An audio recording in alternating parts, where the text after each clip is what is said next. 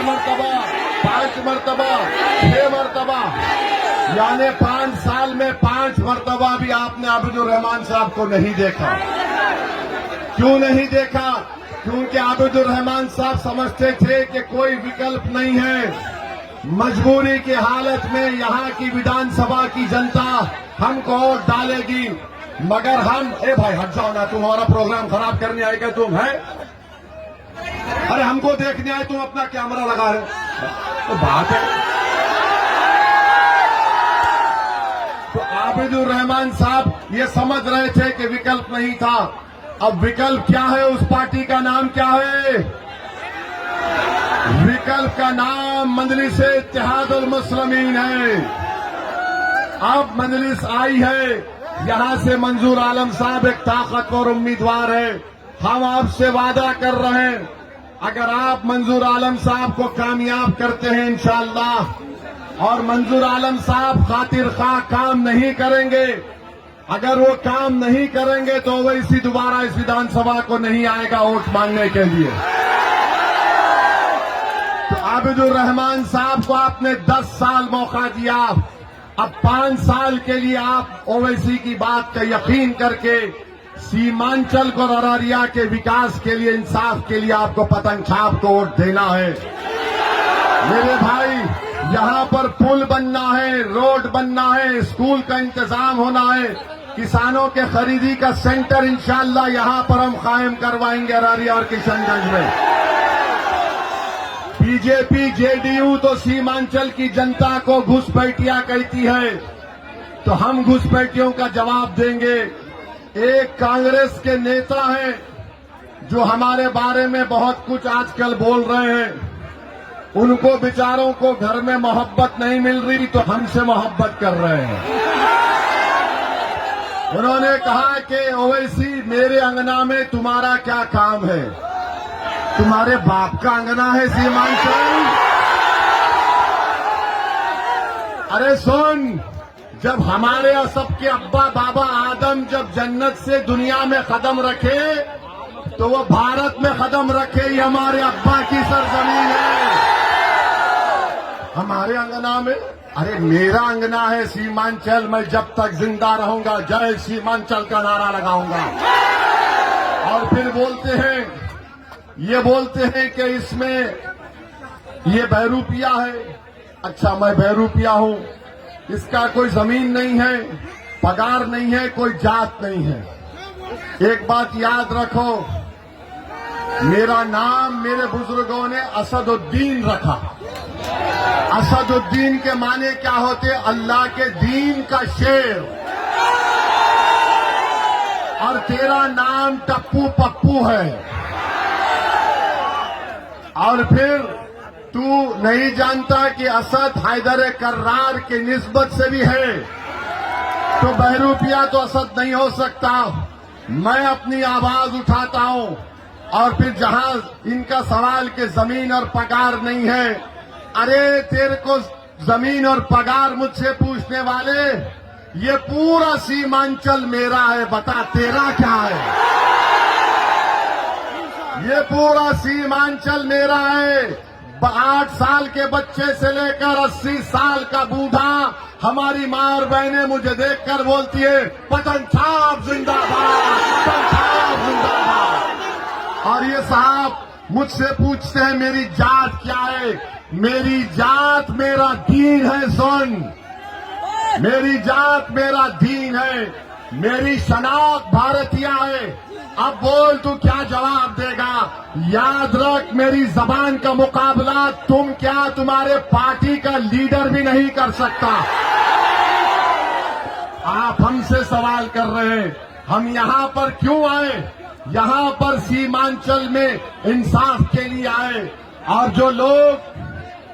जो लोग मजलिस-ए-इत्तेहादुल मुस्लिमीन पर तनकीद करते हैं, मेरे अजीज दोस्तों और बुजुर्गों, मैं आपसे अपील कर रहा हूं कि बदलाव लाना पड़ेगा, बदलाव लाना पड़ेगा। और आप जानते हैं यहां के बीजेपी के एमपी ने भी क्या कहा था सीमांचल के बारे में।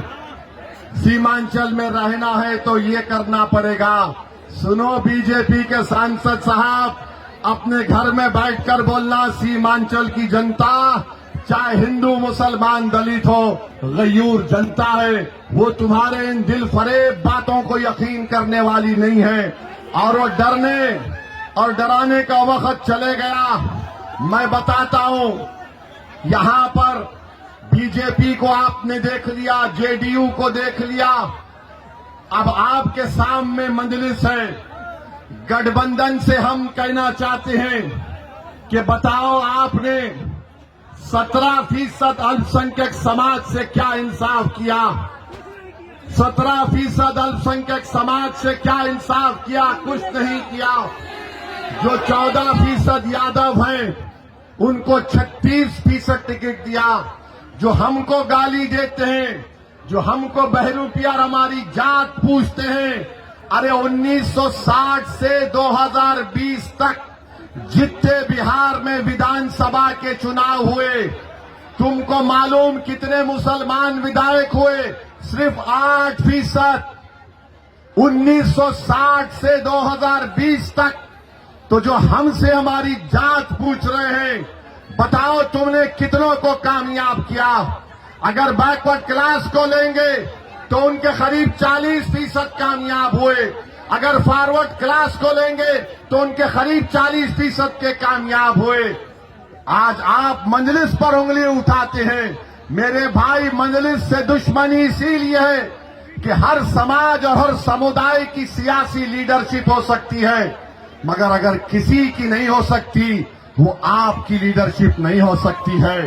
क्यों? क्योंकि वो चाहते हैं कि हम इनकी गुलामी करें।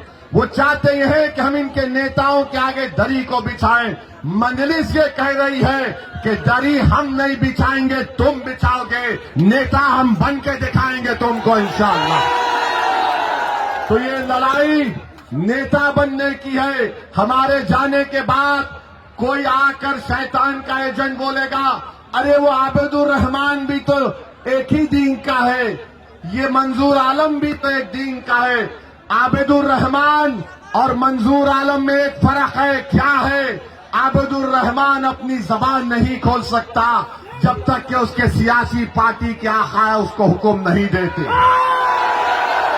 आबिदुर रहमान की जबान है, मगर उनको गूंगा बनाकर रख दिया गया है। क्या तुम भूल गए जब ट्रिपल तलाक कानून पार्लियामेंट में आया तो मौलाना जिसका इंतकाल हो गया, अल्लाह उनको जन्नत नसीब करे, उस मौलाना ने कहा कि मेरी पार्टी ने मुझे बोलने का मौका नहीं दिया था, याद है? ये मंजूर आलम होगा तो इनको इस शर्त पर टिकट दे रहे। आपके दरमियान में खड़े होकर बोल रहा हूं, जब ये पटना जाएंगे तो पटना में बैठे हुए तमाम लोग जो गूंगे अंधे बहरे हो चुके हैं, उनको बताएंगे अरारिया के इंसाफ और यहां की तकालीफ को। मैं इसकी गारंटी ले रहा हूं। आप 11 तारीख को पतंग छाप को वोट देंगे, आप अपने इत्तेहाद को मजबूत करेंगे, आप सीमांचल की इंसाफ में मंजलिस को कामयाब करेंगे, आप सीमांचल से इंसाफ कराएंगे, आप सीमांचल के नौजवानों को अच्छा मुस्तकबिल दिलाएंगे, आप बच्चियों के तालीम का इंतजाम कराएंगे, आप पुल को तामीर करवाएंगे, आप ताटबंद का काम करवाएंगे। तो मंजूर आलम को 11 तारीख को पतंग छाप पर बटन दबाना पड़ेगा। जब सुबह में जाएंगे 11 तारीख को तो कलमे की उंगली उठाना और पतंग छाप दिखकर बटन दबाना, बिस्मिल्लाहिर्रहमानिर्रहीम बोल के। अल्लाह कामयाब और कामरान करेगा। तो नारा लगाइए, सीमांचल जिंदाबाद, सीमांचल जिंदाबाद, शेरशाहवादी जिंदाबाद।